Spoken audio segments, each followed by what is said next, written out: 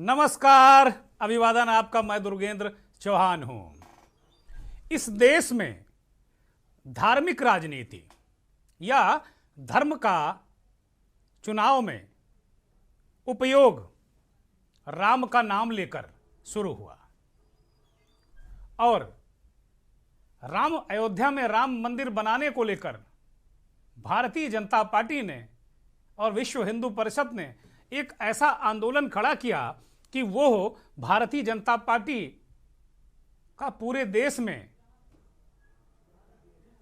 फैलाव हो गया।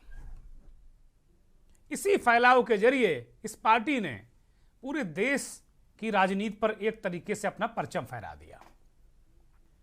एजेंडा, झंडा, डंडा भारतीय जनता पार्टी का फिलहाल हिंदुत्व ही है और हिंदुत्व को लेकर उनके सहयोगी दल अपना दल एस की नेता, अपना दल एस की राष्ट्रीय अध्यक्ष और केंद्रीय मंत्री अनुप्रिया पटेल थोड़ा अलग विचार रखती हैं। उनका कहना है कि वो सामाजिक न्याय के पक्ष में, अपने आप में एक सामाजिक न्याय की वो पक्षधर हैं और सामाजिक न्याय को लेकर वो लगातार आंदोलन कर रही हैं, लगातार वो लड़ रही हैं। पीटीआई से बातचीत में आज उन्होंने अपने आप को, जो एनडीए का हिंदुत्व है, भारतीय जनता पार्टी का हिंदुत्व है, उससे खुद को अलग कर लिया।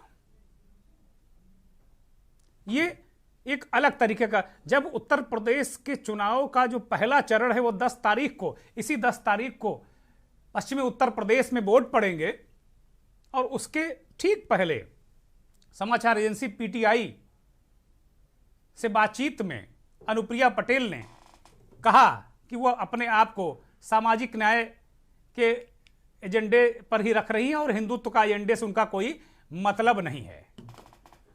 उन्होंने कहा कि भाई हम इससे संबंधित सभी मुद्दों से अपने आप को अलग करते हैं और वैचारिक रूप से उन्होंने साफ किया कि भारतीय जनता पार्टी और उनका विचार अलग है। अनुप्रिया ने कहा कि हाँ, हम वैचारिक रूप से भाजपा से बिल्कुल अलग हैं। लोग मुझसे हिंदुत्व और इससे जुड़े मुद्दों पर सवाल पूछने की कोशिश कर रहे हैं। लोग मुझसे इस तरह के हिंदुत्व और उसके सवाल करते हैं।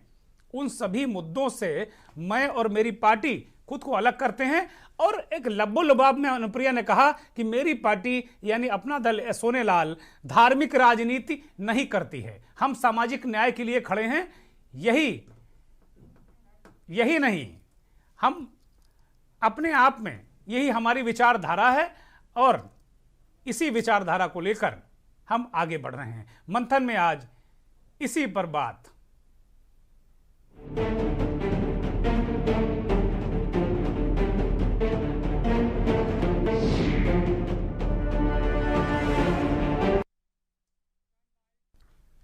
अनुप्रिया की राम से राम राम मंथन का मुखड़ा, इसे थोड़ा समझा देता हूं।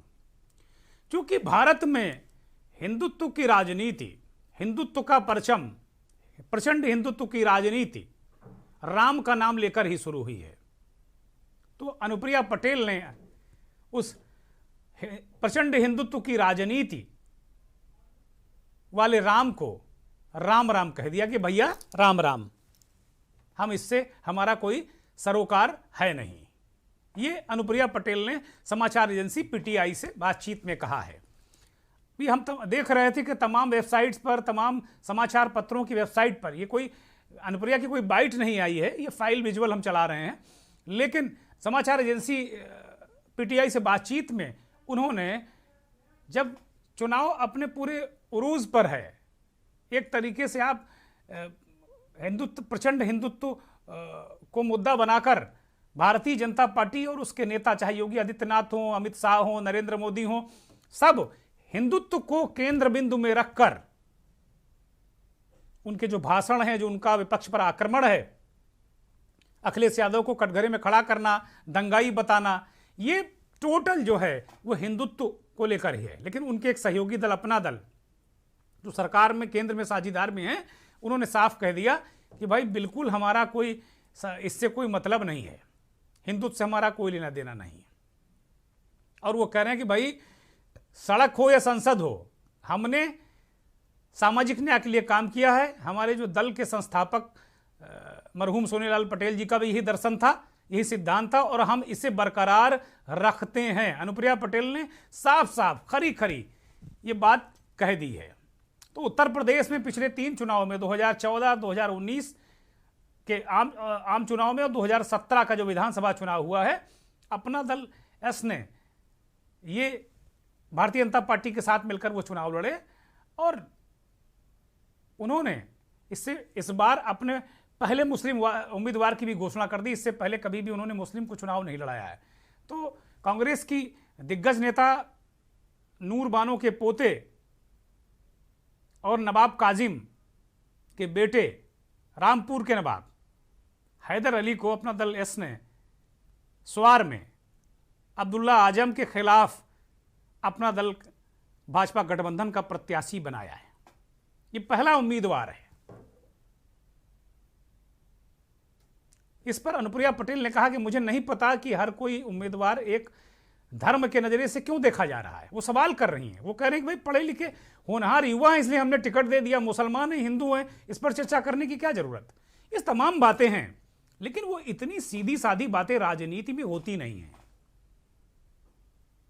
राजनीति एक अलग तरीके का खेल है, और खेल इसलिए मैं कहता हूं कि सह और मात इसमें पल पल होती रहती है।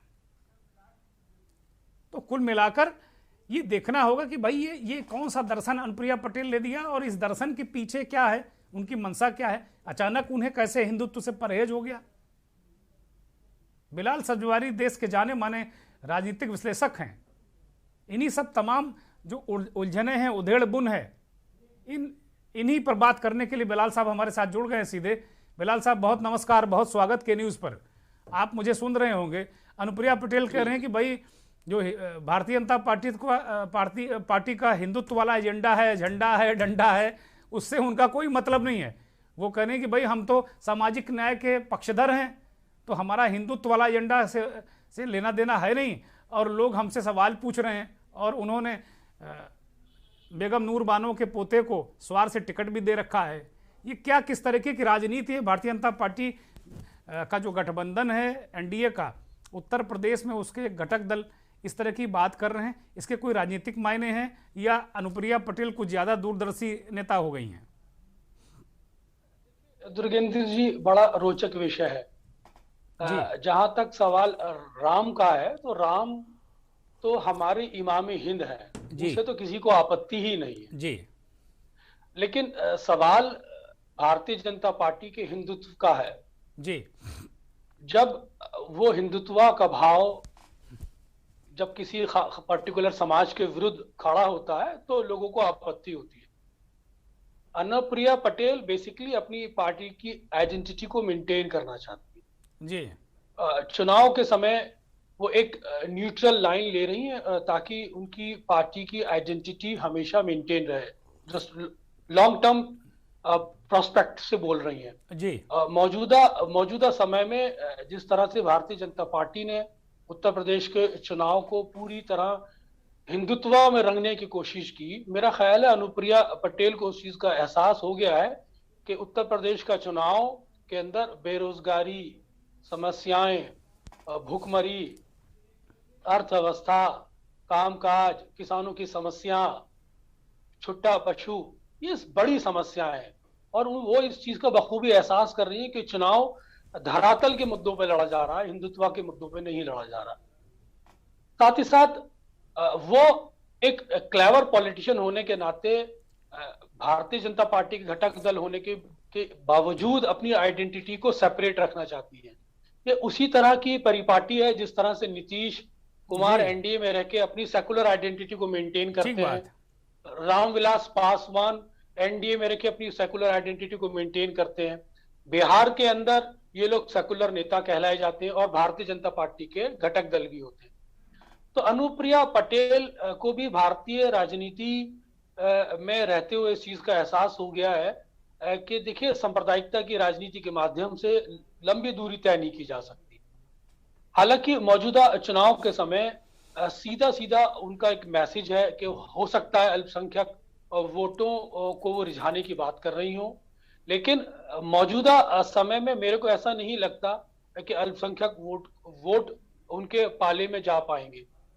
रहा सवाल व्यक्ति विशेष का, अगर किसी आदमी का कद्दावर है, कोई बड़ा कद का नेता है, तो वो अपने कद के माध्यम से या अपने व्यक्तित्व आकर्षण के माध्यम से भले ही अल्पसंख्यकों को वोट ले ले, लेकिन विचारधारा के स्तर पर मेरे को उत्तर प्रदेश में नहीं लगता कि अल्पसंख्यकों का वोट घटक दल या सेकुलर पार्टियों के अलावा कहीं और शिफ्ट हो रहा है।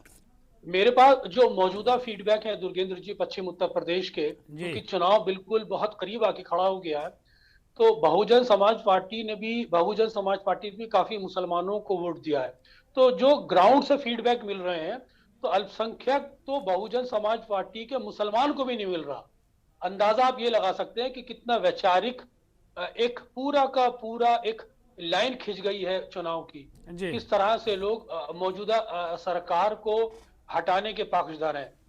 तो अनुप्रिया पटेल ने ये बात कह के यकीनन एक अपनी छवि को क्राफ्ट करने की कोशिश की है, लेकिन ये कहना कि इसके माध्यम से उनको अल्पसंख्यक वोट मिल जाएगा, मेरे को इसका संदेह। बिलाल साहब, एक बात और लगती है इसमें, एक और उनकी जो राजनीतिक चातुर्य दिख रहा है इसमें, कहीं ऐसा तो नहीं कि अनुप्रिया भांप रही हो एनडीए की क्या दशा होने जा रही है इस चुनाव में। मैं सिर्फ दशा की बात कर रहा हूं, अच्छी या बुरी ये जनता तय करेगी, लेकिन मैं सिर्फ दशा प्रयोग कर रहा हूं शब्द को। बहुत इस पर गौर कीजिएगा कि क्या दशा होने जा रही है कि अनुप्रिया इस बात को भांप तो नहीं गई हैं, इसलिए वो अचानक उनका इस तरीके का कहना कि भाई उनका हिंदुत्व से लेना देना नहीं है, जल में रह के कैसे मगर से कैसे बैर हो सकता है। तो ये कैसे संभव है कि भाई आप उस दल में शामिल हैं, उस दल की टिकट बांट रही हैं धड़ाधड़, आपको खूब ढेर सारे 18 टिकट मिल गए उत्तर प्रदेश में, आपकी तो लॉटरी खुल गई। अगर स्वामी मौर्य और ओम प्रकाश राजभर जैसे लोग अगर दूसरे दलों गठबंधन में नहीं जाते, तो मुझे लगता है कि अनुप्रिया के टिकट इस बार 7-8 रहने वाले थे। संजय निषाद की लॉटरी खुल गई। तो कहीं ऐसा तो नहीं लग रहा कि अनुप्रिया कोई एक कॉर्नर छोड़कर चलना चाहती हो कि भाई हम तो सेकुलर हैं, हम तो सामाजिक न्याय की बात करते हैं, कि कहीं अखिलेश के पाले में एक सामाजिक न्याय का एक खाना इनके लिए खाली हो। देखिए दुर्गेंद्र जी, आपका ऑब्जर्वेशन 100% सही है और मैं इसको एंडोर्स करता हूं आपके ऑब्जर्वेशन पर जी। राजनीति में संभावनाओं को नहीं नकारा जा सकता। दरअसल बेसिकली उनकी मदर ऑलरेडी उस गठबंधन में चली गई हैं, लेकिन उसके बावजूद वो अपना एक प्रोस्पेक्टिव अप्रोच बना रही हैं, एक ऑब्जेक्टिव अप्रोच के साथ उनका ये बयान है। यकीनन मैं आपकी बात को सराहता हूं और इसको एंडोर्स करता हूं कि मौजूदा हालात में जो भारतीय जनता पार्टी का जो हाल है उत्तर प्रदेश के अंदर, उसको सही समय पर भांपते हुए अनुप्रिया पटेल ने एक संदेश देने की कोशिश की है कि पोस्ट पोल अलायंस में उनका विकल्प खुला रहेगा। हालांकि वहां पर उनकी मदर जा चुकी है, बड़ा मुझे थोड़ा सा एम्बिग्यूटी नजर आती है कि अब उनका एडजस्टमेंट कैसे होगा, लेकिन मौजूदा परिस्थितियों में ये जो दिशा है वो वही है जिसका ऑब्जर्वेशन आप मेरे को बता रहे हैं।